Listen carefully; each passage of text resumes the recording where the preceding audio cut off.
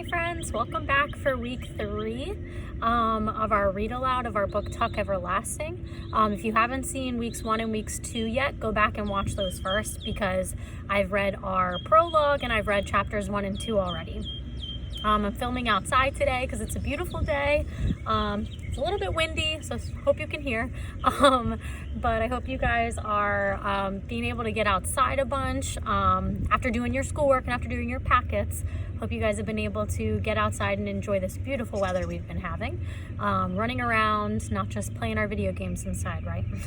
So today I'm gonna go ahead and start by reading chapter 3, and we're gonna read chapters 3 and 4 today. So let's go ahead and get started. Okay, chapter 3. At noon of that same day in the first week of August, Winnie Foster sat on the bristly grass just inside the fence and said to the large toad who was squatting a few yards away across the road, "I will, though. You'll see. Maybe even first thing tomorrow while everyone's still asleep." It was hard to know whether the toad was listening or not. Certainly, Winnie had given it a good reason to ignore her. She had come out to the fence, very cross, very near the boiling point on a day that was itself near to boiling, and had noticed the toad at once. It was the only living thing in sight except for a stationary cloud of hysterical gnats suspended in the heat above the road. Winnie had found some pebbles at the base of the fence, and for the lack of any other way to show how she felt, had flung one at the toad. It missed altogether, as she'd fully intended it should, but she made a game of it anyway, tossing pebbles at such an angle that they passed through the gnat cloud on their way to the toad. The gnats were too frantic to notice these intrusions. However, and since every pebble missed its final mark, the toad continued to squat and grimace without so much as a twitch. Possibly it felt resentful, or perhaps it was only asleep. In either case, it gave her not a glance when at last she ran out of pebbles and sat down to tell it her troubles. "Look here, Toad," she said, thrusting her arms through the bars of the fence and plucking at the weeds on the other side. "I don't think I can stand it much longer." At this moment, a window at the front of the cottage was flung open, and a thin voice, her grandmother's, piped, "Winifred, don't sit on that dirty grass. You'll stain your boots and stockings." And another, firmer voice, her mother's, added, "Come in now, Winnie, right away. You'll get heat stroke out here on a day like this, and your lunch is ready."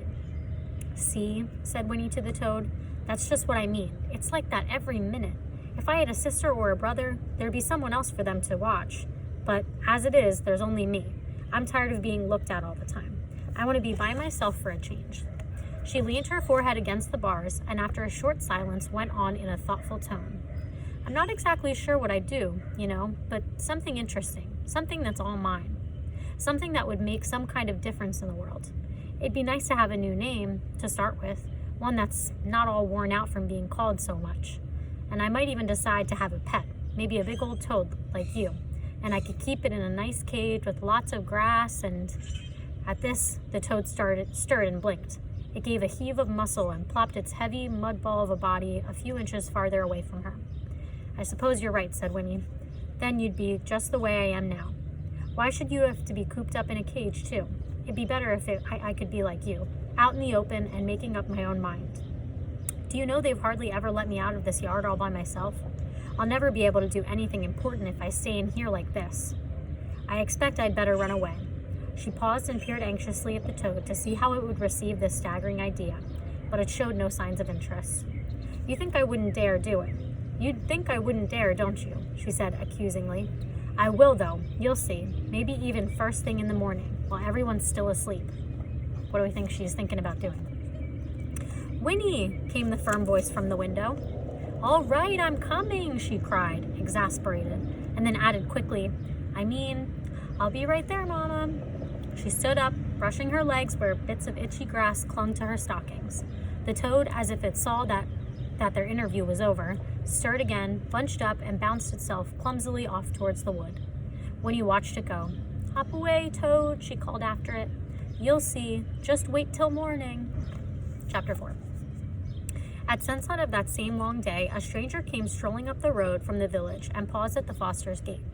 Winnie was once again in the yard, this time intent on catching fireflies, and at first she didn't notice him.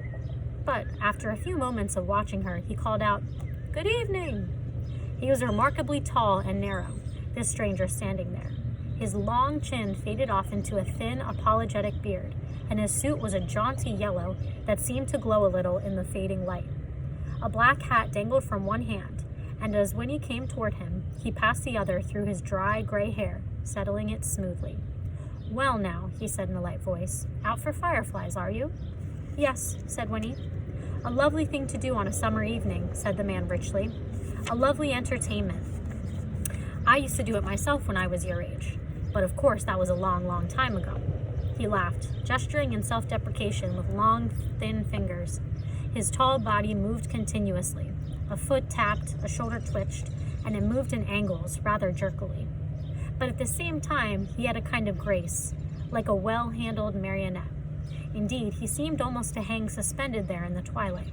But Winnie, though she was half charmed, was suddenly reminded of the stiff black ribbons they had hung on the door of the cottage for her grandfather's funeral.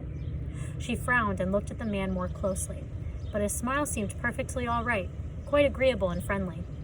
"Is this your house?" asked the man, folding his arms now and leaning against the gate. "Yes," said Winnie. "Do you want to see my father?" "Perhaps in a bit," said the man, "but I'd like to talk to you first. Have you and your family lived here long?" "Oh, yes," said Winnie. "We've lived here forever." "Forever?" the man echoed thoughtfully.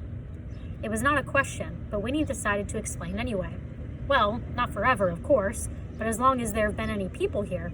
My grandmother was born here. She says this was all trees once, just one big forest everywhere around, but it's mostly all cut down now, except for the wood." "I see," said the man, pulling at his beard. "So, of course, you know everyone and everything that goes on." "Well, not especially," said Winnie. "At least, I don't. Why?" The man lifted his eyebrows. "Oh," he said, "I'm looking for someone. A family." "I don't know anybody much," said Winnie with a shrug, "but my father might. You could ask him." "I believe I shall," said the man. "I do believe I shall." At this moment, the cottage door opened, and in the lamp glow that spilled across the grass, Winnie's grandmother appeared.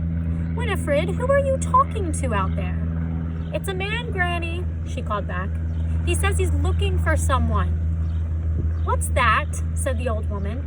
She picked up her skirts and came down the path to the gate. "What did you say he wants?" The man on the other side of the fence bowed slightly. "Good evening, madam," he said. "How delightful to see you looking so fit." "And why shouldn't I be fit?" she retorted, peering at him through the fading light. His yellow suit seemed to surprise her, and she squinted suspiciously. "We haven't met that I can recall. Who are you? Who are you looking for?" The man answered neither of these questions. Instead, he said, "This young lady tells me you've lived here for a long time, so I thought you would probably know everyone who comes and goes." The old woman shook her head.